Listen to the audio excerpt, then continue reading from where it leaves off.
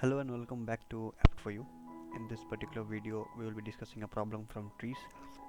So, as per the tree playlist is concerned, I have already been uploading many videos, and I'll be basically uploading all possible problems from trees, right? The standard problems, from simple to the expert level, from simple to basically the hard level. So, this problem is very simple. You can see the level is very easy, and the problem name is basically level order traversal. So, we basically have to perform the level order traversal. Now, what is a level order traversal? Basically, you have to traverse the tree from top to the bottom, and you need to basically print the nodes level wise. In the sense, this is a tree. Suppose you have this as the root node, and these are these children. The children of 20 are 40 and 60. Now, if you start traversing this node, you should print 10 first because of first level. Then print the nodes in the second level. So 20, 30, and then print the node in the last level. 40 60, right? So this is basically the output which is expected from us. So this is what we have to print, and this is called level order traversal, because you see we are printing the nodes level wise in the first level, the second level, and the last level, right? And this is what we need to do. Now how do we do so? So basically this is similar to the breadth first search, right? Breadth first search, BFS, right? And if you remember, the data structure that we use here is basically queue, right? Why do you use queue? Let us discuss the algorithm of doing the BFS traversal. So what happens here is basically we have a node like, let me just increase the size of the screen so it looks fine. Yeah, so now let us explain this. Very simple. We have node 10, we have node 20, we have node 30, 40, and of course 50, right? Now we need to perform the level order traversal. Now how do we do? Basically we know that and from somewhere in the back of our mind we know the output should be something like 10, 20, 30, 40, and 50. Means first of all print this 10 node, then print its children 20 and 30. Then consider this left node 20, print its children 40 and 50. Then if there were children of 30, then it should be printed after this. Anyway, so we need to use queue data structure for this purpose. Why? You see, initially we will have a queue, right? And we will basically push the address of this node, the root node. Initially my root is pointing to 10, right? I will push the address of this node into this. Suppose 10, I'm writing here 10, but actually it is the address of 10 pushed. Now what will I do? I will start running a loop, and I will check if the queue is empty or not. Okay, so right now initially, what in the starting of the problem, I will just push, I will create a queue, and push this 10 or the address of this root node into this queue, and then I will start checking whether the queue is empty or not. So as long as the queue is not empty, what should I do? I should basically pop the element from this particular queue, right? You just pop the element from this particular queue and put it in your output vector, right? Because you see we have to basically print the output, print the level order traversal, right? And first of all the level order traversal should be stored in the array. So suppose this is my array output, I'll basically pop it out and push it into this 10, and its children, the number that the address that I popped out, that node's childrens will be pushed into this queue. So children of 10 is 20 and 30, they will be pushed into the queue. Done. Next time again I'll find, okay, the queue is not empty. So what should you do? You should basically pop one element from this. So pop the element from the front, 20. And since we are popping it, we will also write it here, 20, in this particular output vector, because this is my traversal, right? And the element that you popped out right now, push its children into the queue. So what are the children? Left children, right children. So you have to basically push it here, 40, 50. Again you come back, the queue is not empty. So again you will pop an element from the front. Which element you popped? 30. So put 30 in the output, and the children of 30 will basically pushed into this. Any children of 30? No. Stop. Got the point? So likewise 40 will be popped out, 40 will be written here. Any children? No. If not null, then we will push. But if the children are null, then we will not do anything. Pop out 50, print 50 here. 50's children are null, so I will not push them into the queue. Got the point? So likewise you see we have successfully written our BFS traversal. So let us now basically write the code. So this is my function void, this is my function level order. This will basically return the vector int. Vector int in the sense it will return this array output array, right? That has stored the traversal in an array. So I'll in a vector. So what will I do? I'll basically declare a vector outside. So let me do one thing. Yeah, let me declare a vector of int. Let it name output. Done. So vector int output here. This is where I will be storing my output. What will I do now? Is basically I'll first of all say output dot clear. Let us delete all the garbage values. Now I'll be calling a function solve, which will actually calculate the level order, right? And I'll pass what the node root node. Basically the root node is nothing but node, node. So this node will basically be passed, and then what will I do? Let me write this afterwards. Solve node. Now what is this solve? We will define this function solve. So we will define this function solve here. Let us create a void type function solve, and what is it receiving? The root node, and it is nothing but a node, right? Struct node star, and let us name it basically root. Done. So what happened is basically this function was called this level order. This level order function was called. It received a root node, node. I am passing this here, right? Solved node. So this root node basically is nothing but the address of 10. It is being passed here. The address of 10 is being passed here. You can see pointer. Now what is happening? Basically I should perform the level order traversal. So let me just erase this. Fine.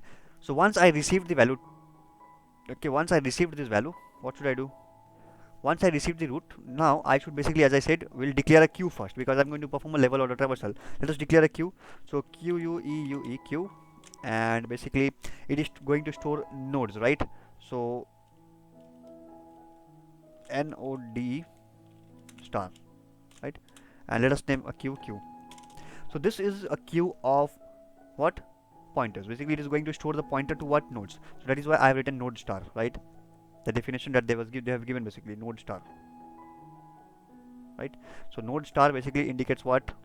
Node star indicates a structure of type nodes, and its pointers we are basically going to store in the queue, right? That is why I defined it like this. Got the point? What next? So now basically we should first of all, initially we should push, first of all check if the the address that I have received is not equal to null, is equal to null. If it is equal to null, what does it mean? It means it is empty. So just return simply. Don't do anything. If root is equal to null means there is nothing. Just return. Otherwise, what we should do? We should basically push the root address into the queue. So we have already created a queue. Right? Initially, let me draw it here. Fine. So right now we found that the root is not null, right? If it is equal to null, we will return, but it is not null because we have passed the address of a valid node 10, right? The root was pointing to 10. So q dot push root. So basically I am pushing the address of 10. What next? Now basically run a while loop and check while not q dot empty, while q is not empty. So if you find that your queue is non-empty, what you should do? You should basically declare a node star current, suppose, right? And this current node will be doing nothing, but it will store the address of what? Now see, I had already pushed this element into this queue. Now while this queue is not empty, it is true because I have one element here in the queue. I should basically what? I should just pop it. So but before popping I will store that value here. So current is equal to q dot front. So what will happen like this? Basically I will get the value of the value in the front, right? And then I'll say q dot pop. This is the way to pop it. But first of all, take the value. Now we know that q dot pop does not return anything, it will simply delete it. But I want the value here, which is stored here, the address of 10. So it will basically say, we basically say current equal to q dot front. So what will happen? The address of 10 will be received and stored in current. Now we will do q dot pop, so this will be removed. Now what you should do? We should basically push the children of this current pointer. The current node is pointing to this 10. Its children's node address should be basically pushed into the queue. That is why we say if current left is not equal to null, means if the left children is not null, then what we should do? We should say q dot push what? The left children. So current left, right? Similarly we check if if current right is not equal to null, what we should push? Q dot push current right. Right? So just we can see it, right? Because this current is pointing to this node.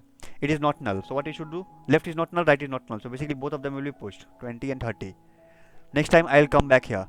Q is non-empty. It is true. So what will I do? Current will point to the front value. Front value is 20. So current will now point to this node. Current. And what should I do? If the left children and right children are not null, then basically just push them. But before that, you should pop it, right? You should pop it from the stack like this, q.pop, and push their children into the queue, 40 and 50. Done. Next time again you come back here. Q is non-empty, true. Then current will point to the front element. Front element is nothing but 30. So current will point here. And I'll pop it. If its left and right children are non-null, I'll push. If it is null, I'll do nothing. Okay, then come back again, while loop, q not empty. What is the front? Front is 40. Current should point here. Left and right children are non-null, then I'll push, but we can see they are null, so I'll not do anything. Again I'll come back. This was already popped. Q is not empty, true. 50 is there, so just point. Current will point to 50, and once current is pointing to 50, then I'll pop it. Left and right children are non-null, then I'll push, but you can see their left and right children are null. Don't do anything. Come out.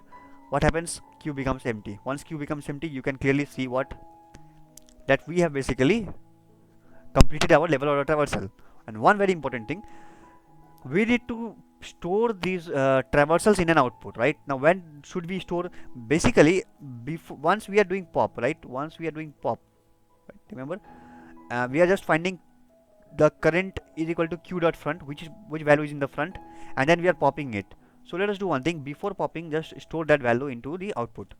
So output dot pushback what? The current data, wherever current is pointing to. Okay, so and then you just pop it. That will be fine, right? So output dot pushback equal to current of data q dot pop, right? So yes, this should work. And let us now basically, what should we do? Once this void function is successfully completed, then our output is already updated in the output vector, right? So we should basically return output.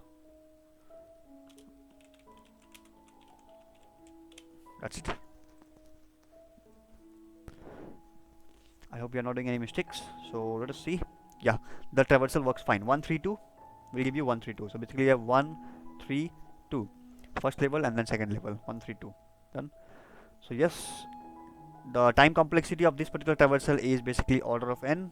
Space complexity is also order of n, because you can see you are using a queue. Size will depend upon the number of nodes, which is order of n, right? So let us submit the code. And yes, that's all from this particular video. I hope this was helpful. In case of any doubt, please feel free to put it out in the comment section. Just like, share and subscribe. Thank you.